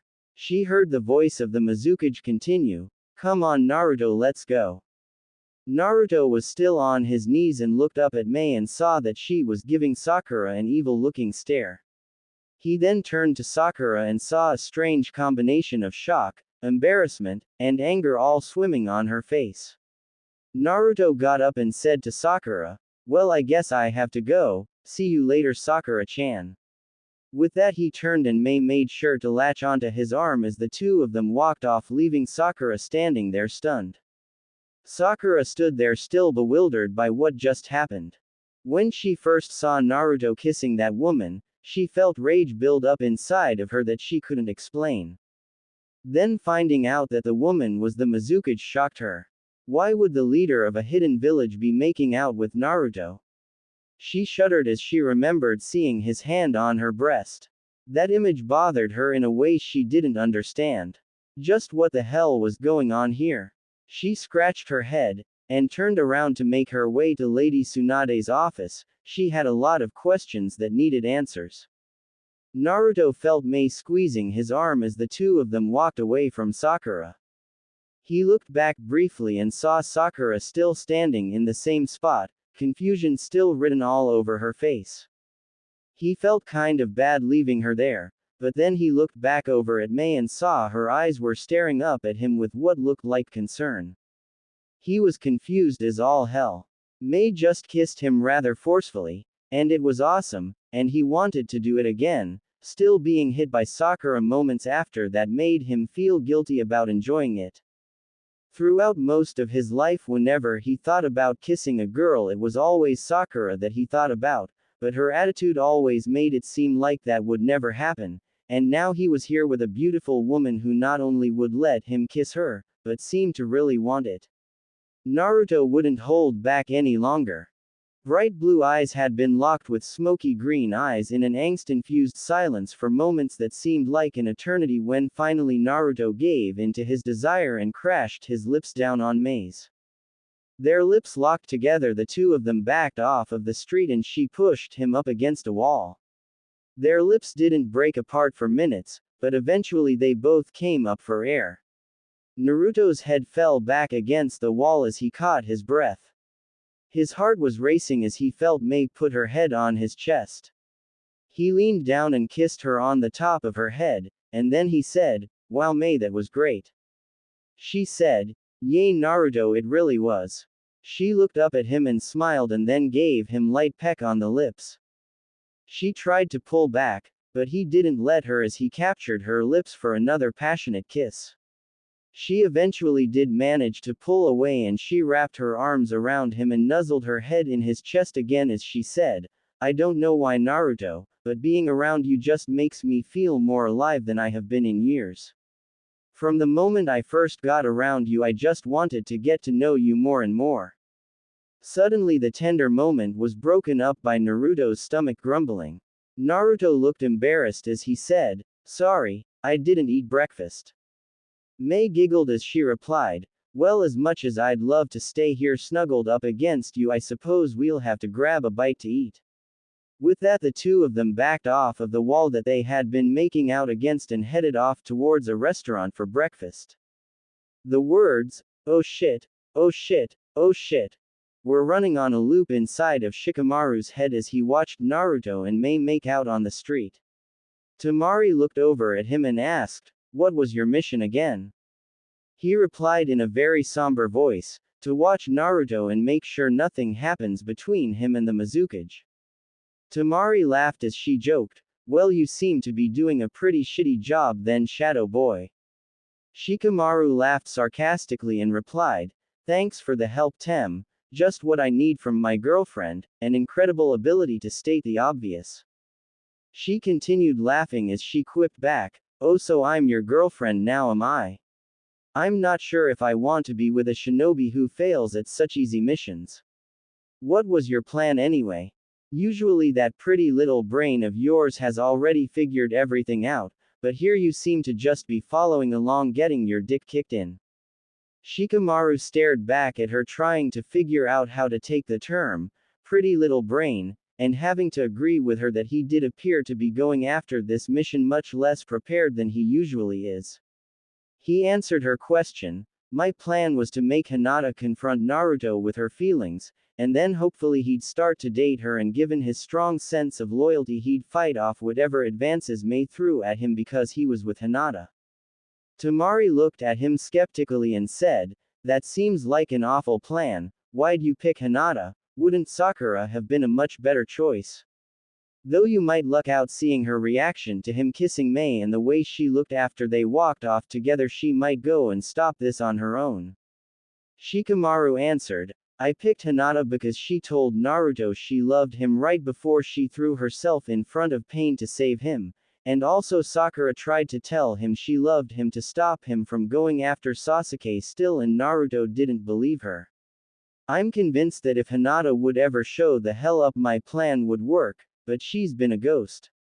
I left Lady Tsunade in charge of convincing her to go after Naruto, but I have no idea how it's going. Temari shrugged as she responded, I guess you're better friends with Naruto than me, so if you're convinced that Hinata will work, I'll believe you. Though I always personally hoped and figured he'd eventually wear Sakura down, I think Naruto and Sakura would be a cute couple. Shikamaru gave her a funny look as she said that. She shrugged her shoulders and said, whatever. Well, they finally stopped making out. Temari motioned her head down towards the street where Naruto and Mei had started walking arm in arm again. She asked, what are you going to do in the meantime? If things stay the way they are now, I'm pretty sure in a couple hours Mei will be taking our little buddy home and making him a man. Shikamaru sighed as he answered, you'll have to run some interference, do something to stall them. You know Mei, right? Follow them and, casually, bump into them, then make yourself incredibly annoying and don't leave their side. That's something I know you're good at. She looked at him and asked, why do I have to do it? This is your mission, why don't you go down there and stall them? Shikamaru was hoping that she wouldn't ask that question, but she wouldn't be the Temari that he was infatuated with if she just listened to him without bitching about it. He didn't really know how to answer though. Could you tell your girlfriend of like 2 hours that the previous night another woman had her hands on your balls and threatened to burn them off if you got in her way? That seemed like the sort of information that a relationship needed to be at least 10 hours old to survive, he mentally joked to himself. Whilst simultaneously joking to himself, he also decided to try a new approach with Temari. He would try and be sweet. He approached her and placed his hand on her cheek and then locked his eyes on her green orbs and said, please Temari, I really need your help. He lowered his lips to hers and placed a gentle kiss on her lips. He continued, I promise if you do this for me I'll make it up to you. He kissed her again, then trailed kisses up her cheek till he reached her ear, and then he whispered, I'll even go through all the bother of taking you on a real date. She laughed in response and with a grin on her face replied, well, how could I refuse an offer like that? Shikamaru Nara, taking someone on a proper date, I'm just so happy that I get to be the lucky girl. So what are you going to do while I distract them? He shrugged his shoulders and said, I guess I'm going to have to go talk to Lady Tsunade and track down Hinata. Just make sure you don't let the two of them alone for too long. He leaned in and gave her another kiss, this one much longer and deeper than the previous ones had been. He pulled her into a tight embrace and said, thank you so much Temari. I'm sorry on our first day together we're not going to spend more time as a couple. I want nothing more than to lock ourselves away from the world and spend each second for as long as I can kissing every inch of you. He kissed her again, then groaned as he continued, I guess we should separate, I'll see you as soon as I can. He kissed her one last time and then took off in the direction of the Hokage's office. Temari sighed as she watched Shikamaru speed off into the distance. He didn't even give her a good idea as to how she was supposed to bother Mei and Naruto. She thought to herself, damn, he really is a lazy ass, but at least he's one hell of a kisser. She then jumped to the next rooftop following after Mei and Naruto as she started to formulate a plan to break up their little date. Sasuke was seated at the main table inside the Akatsuki's hideout where he had been recovering from his eye surgery. Madara was there discussing strategy, and the newest recruit to the group, Kabuto, was also there listening. Sasuke was barely interested in what Madara was saying, but he was there pretending to listen. Sasuke was still annoyed by the fact that Kabuto had joined them. He had always hated Kabuto when they both worked for Orochimaru, and now he was pissed that the creep was going to be here with the Akatsuki. Zetsu finished his update on the success of Kisami's infiltration into the village hidden in the clouds. Madara said, now since Kisame is focused on acquiring the 8 tails for us, the rest of us should be focused on the nine tails. Sasuke, seeing as you have such a close relationship with the blonde Jinchuriki, your thoughts would be of great help. I expect the great nations to try and shelter and hide away their remaining tailed beasts, so we need to figure out some way to draw Naruto away from Konoha. What do you think would be the best way to accomplish this, Sasuke? Sasuke's annoyance grew at the mention of his relationship with Naruto. He couldn't understand the unwavering loyalty that Naruto seemed to show him no matter what he did, and that made him angry. He really just wished that Naruto would condemn him like the rest of the world, and that way he could just destroy everything without a second thought. Sasuke looked up at Madara and answered, Naruto is a simple idiot. He is loyal to a fault and would do anything no matter how stupid or against his orders it was to save one of his friends. To draw him out, the best way would be to kidnap one of his friends and leave an obvious trail for him to follow and then spring a trap for him. Kabuto nodded and said, the little interaction I've had with him makes me totally agree with Sasuke's assessment. May I suggest that we take Hinata Hyuga? I have some interesting experiments I'd like to try on a female Byakugan user. Sasuke turned his head with a look of disdain towards Kabuto, then said in an uninterested voice, Hinata's a good enough target, they are close. Naruto would do anything to save her. Madara nodded and said, fine Kabuto and Sasuke, I'll leave acquiring the nine tails to you two, you guys can figure it out however you want. I'll be leaving with Zetsu to start preparing for the early battles of the Fourth Great Shinobi War. I've got my eye on some possible new recruits for the Akatsuki I'd like to secure before the fighting actually starts.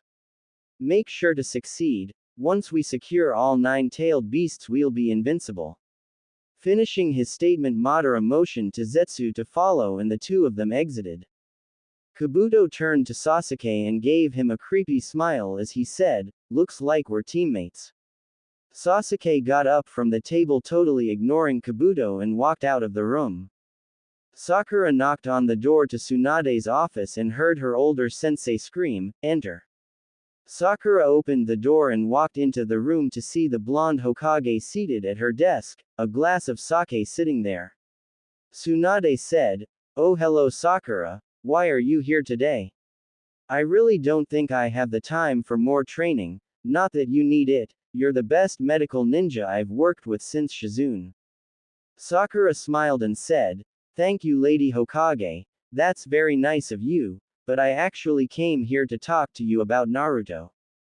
Tsunade perked up with interest at the mention of Naruto as she was curious about what news her apprentice could give. Tsunade asked, why do you want to talk about Naruto?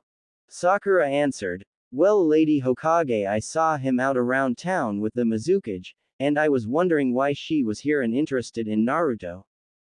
Tsunade asked, what exactly did you see? Sakura answered, well I was walking around town and I saw the two of them kissing in the middle of the street. I was shocked, she seemed so much older than him, but she said that she kissed him, and that you knew about it. Tsunade was not happy with the news that Naruto was making out with Mei. What the hell was Shikamaru doing? It was his job to stop that from happening. He was normally so very reliable, she would have to chew him out for fucking up this most important mission. Sakura continued, I don't understand why you would order Naruto to be with her. Tsunade answered, I did no such thing. This is a very complicated situation, Sakura. But do not worry, I have people dealing with this as we speak. Sakura still looked confused and she asked, but I don't understand, why is the Mizukage kissing Naruto? I just don't get it. Tsunade studied the girl in front of her and was intrigued by her reactions. The relationship between Naruto and Sakura had always seemed to Tsunade very reminiscent of her own with Jiraiya. Naruto would always bug Sakura about dating her and she would always treat him like an annoyance. When it came down to it though, Naruto would do or give anything for Sakura, just like Jiraiya did for her. Tsunade was always so saddened by the loss of Dan she never felt she could open her heart to Jiraiya. More than that though, she needed Jiraiya's friendship. She was always such a screw-up, And all the men in her life always died or left her. She could never give in to Jiraiya because that was the only way she would lose him. But she was wrong, it didn't matter, she lost him anyway, and he died without her ever letting him know how much he meant to her. Tsunade felt a wave of sadness engulf her. She saw Sakura perhaps taking a similar path to her own that has made her this sad and lonely woman. Tsunade decided to try and prod Sakura to confront her feelings towards Naruto rather than hide from them, like she did all of her life. Tsunade asked, "Why do you care who Naruto is kissing anyway?" Sakura answered, "Well, I'm just worried about him, he's got so much on his shoulders right now, he doesn't need some older woman toying around with him." Tsunade laughed and asked, "Oh really, are you sure you're not jealous?" Sakura looked stunned as she stammered out, "What, why would I be jealous?" Tsunade smiled at Sakura and said, "Look Sakura, I know that you are still young and don't really have much figured out. I know that sometimes Naruto can be annoying and childish, and sometimes he can frustrate the hell out of you. I also know that Naruto doesn't fit you little girl fantasies about the handsome prince that you want to marry. But you and I both know that Naruto would go to hell and back for you. You've grown so much in these past years, Sakura. I just don't understand how you can't realize that you will never find someone who would treat you better, or love you more than Naruto. Most women would give anything to have a man like Naruto so devoted to them." Sakura took in the words that she had just heard her sensei say. It hurt her to hear it from someone else. A large part of her has been thinking the same things about Naruto for a long time now, and now to hear it come from the woman who had taught her how to become stronger than Sakura ever dreamed she could be, meant that she couldn't hide from it any longer. She asked, pained confusion saturating her voice, "I'm just so scared, sensei.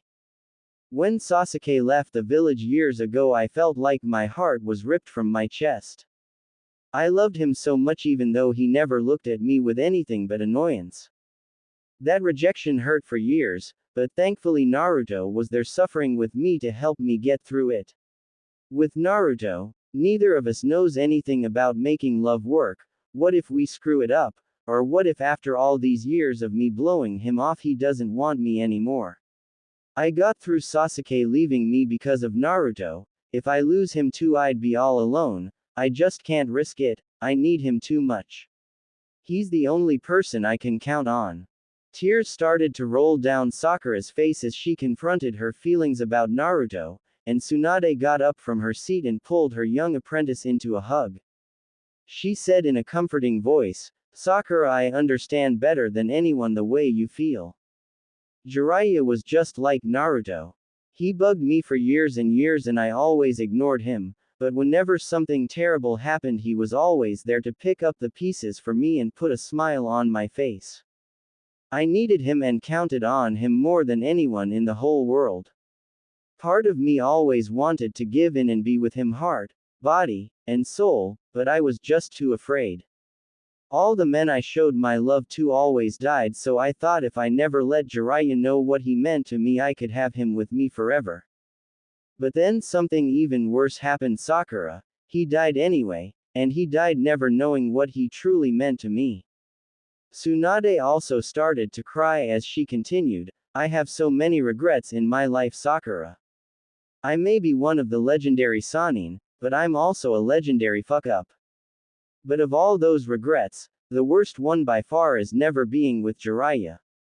Not being able to ever see his stupid goofy smile after we kissed.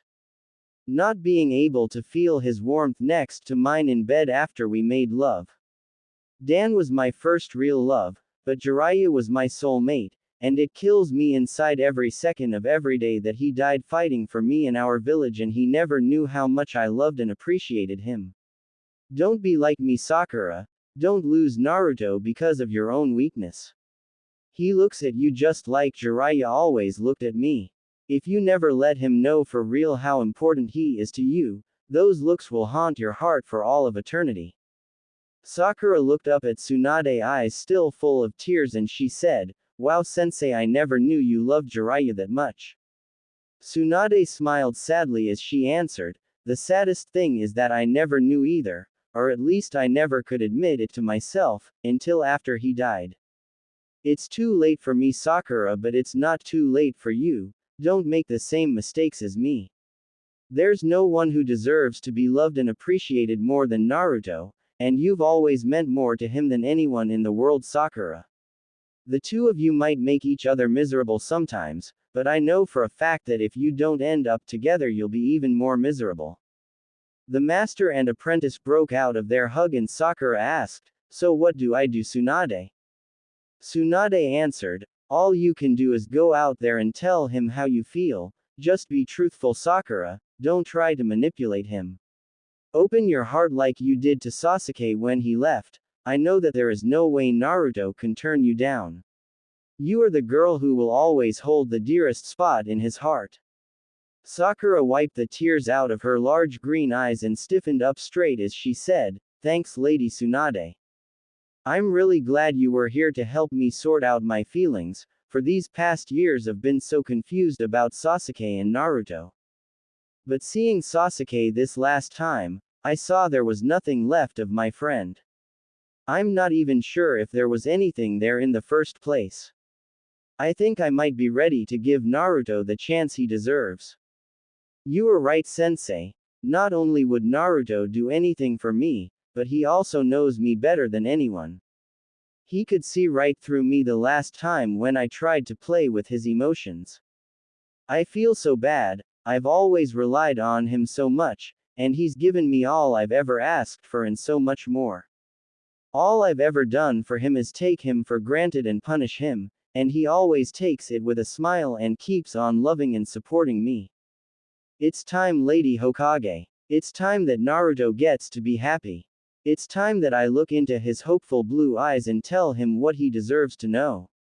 That he is the greatest friend and companion anyone could ever hope for, and I want to spend the rest of my life trying to live up to him and make him feel as good as everyone whose life he has ever touched. And I want to let him know the most important thing, that I really do love him."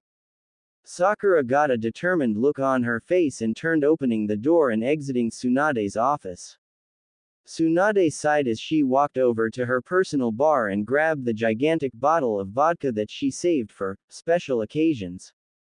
She got a large glass and dropped a few ice cubes in it, then drowned them in vodka, adding only a splash of tonic water and a single slice of lime. She sat back down in her chair and spun it around to look out the window. She took a sip and felt the cool rush followed by the burn of the vodka in her chest, trying to soothe the pain that had lingered in her heart ever since her oldest friend left her alone in the world. She looked out over the village that she loved as she realized that talking to Sakura like that helped alleviate some of her heartache. She very rarely opened up to people, but Sakura was like a daughter to her, and she didn't want someone she cared so much about to suffer from the same burdens that she did. She also felt a little bad about her earlier pep talk to Hinata after sending a third girl after Naruto. She had never meant to meddle in Naruto's love life, but deep down Tsunade had always hoped that her two favorite young leaf shinobi would end up together. She wanted the two of them to live the life of happiness that Jiraiya and she never got to. It really was amazing how much Naruto, Sakura, and Sasuke were like Tsunade and her former teammates in the Sannin. She frowned as the sadness of her own life washed over her. She really hoped with all of her heart that things would turn out right with this war and everything else. She wanted nothing more than to see Naruto and Sakura save the world from Madara and his minions, and then live a long happy life as the Hokage and his wife. Tsunade slurped down the rest of her drink and got up to make another one as she smiled at the picture she had in her mind of Naruto and Sakura's future family.